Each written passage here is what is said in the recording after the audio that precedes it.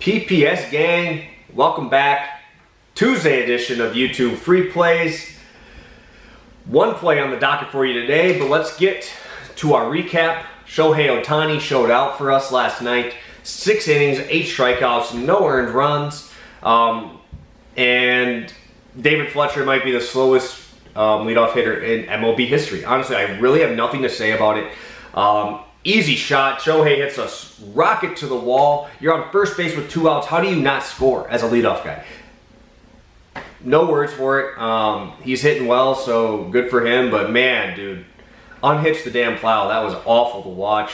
Thrown out by like 5 feet. Man. I mean, good throw in by Liriano, but damn, that was bad. That was hard to watch. Probably should be batting 9, to be honest, if you're going to run like that. So we got to push on that. I should have taken the under. With all the numbers, I look back on it, it was an under lean heavy. But honestly, really surprised Cole Irvin diced the way he did. Kudos to him. Kudos to the A's for coming through, but first 5, that's why we roll with the first 5 lines. And that's why my one today will be a first 5 as well. Another first 5 that we cashed in for number 14, Rays, Orioles, under 5 runs. Too easy. Kinda got me nervous first inning. Yarbrough gave up 4 straight hits, or 3 hits and a sac fly. 2-0 without any run or outs even made. Yeah, then he diced him up, right? 2-0 at the end of 5. Spencer Watkins did what we said, worked that curveball and slider effectively, and used that cutter to get a lot of ground balls on this team. Like I said, this Rays team is not a great hitting team. It really isn't. At home, 229 yesterday? That's terrible. So easy cash, 2-0 in a day where a ton of overs were hit. So very happy to cash that. So we're at 14 straight over on Twitter/YouTube and 7 straight specifically over here. And we're looking to keep it rolling, right? I am very happy where we're at. Just cashed in a huge plus 170 play for a tournament with my boy Sheriff to win to 0. Red Imps cooking for us. Hopefully they can hold on here and put a couple more goals on the board. 1-0 at half. I have Red Imps to score, so that cash. I have both teams to score at plus 120, and I also have over 2.5 in a parlay. So looking for some more goals to be netted there. Now let's do this thing. We are going to the Detroit Tigers first 5 money line, 1 unit play. Just looking to keep it rolling here, right? Just looking to keep it rolling. So let's get into first some trends. Rangers are batting 225 on the road as a team. Tigers 242 at home as a team. Last 4 games away from home for the Rangers. Runs scored 0, 0, 0, 2. Half a run a game in the last 4. Bats have been dormant.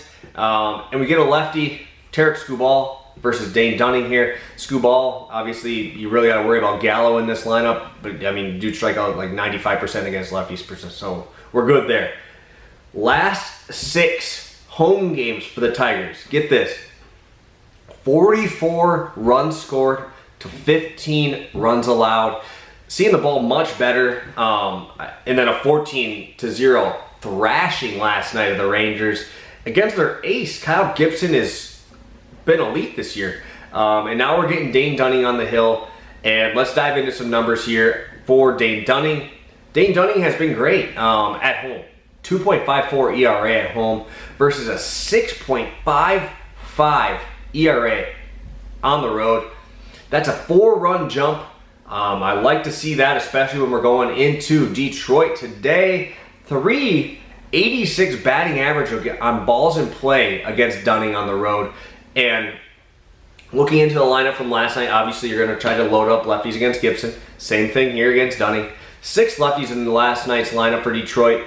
And these are the numbers for Dane Dunning on the road against left-handed batters. 488 batting average on balls in play and a 198 whip. Awful numbers. Against righties on the road, he's got a 6.02 FIP, which is awful. Very bad. Bottom of the barrel. And only 14% soft contact on batted balls in play. That's terrible. A lot of hard hit balls like that here for a Detroit team that is seeing the ball extremely well.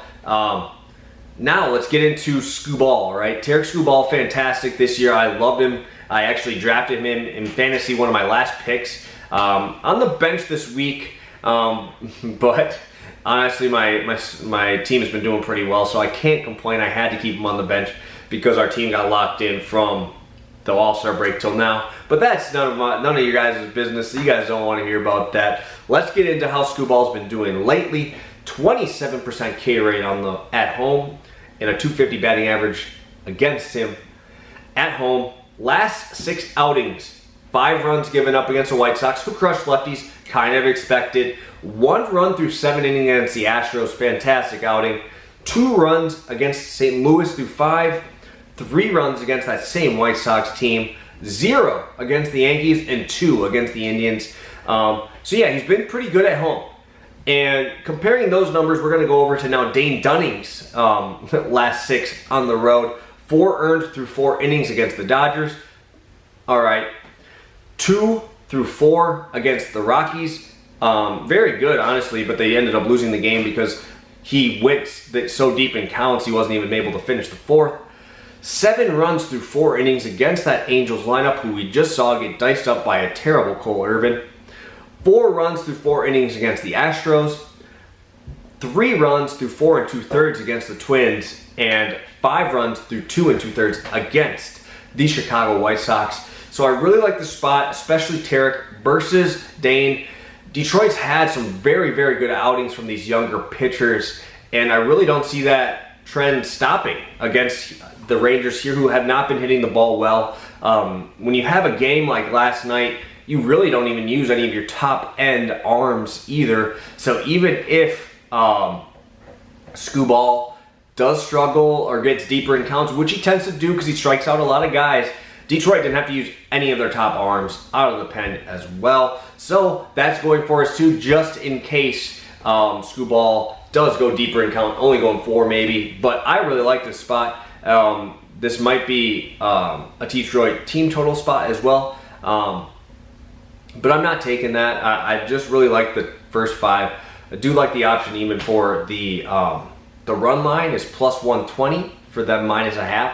But I'm rolling with this in the tournament, and I'm rolling with this for our free play today, just because we could get the push like last night in the Angels matchup.